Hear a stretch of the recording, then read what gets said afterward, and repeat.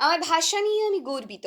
কিন্তু পৃথিবীর সব ভাষাকেই আমি সম্মান জানাই। সবার কাছে তাদের মাতৃভাষা গুরুত্বপূর্ণ। ২১শে ফেব্রুয়ারি আন্তর্জাতিক মাতৃভাষা দিবসের উপলক্ষে শ্রদ্ধা নিবেদন করে জানালেন মেয়র ও মন্ত্রী ফিরহাদ হাকিম। আমার আশা, আমার প্রত্যাশা, আমার বাংলা ভাষা।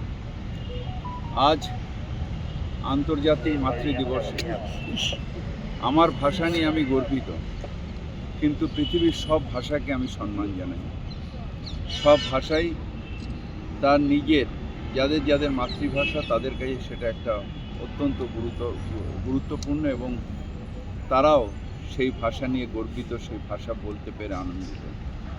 তাই সব ভাষাকে আজকের দিনে আন্তরিকভাবে, সব ভাষা বলার মানুষকে আন্তরিকভাবে শুভেচ্ছা জানাই।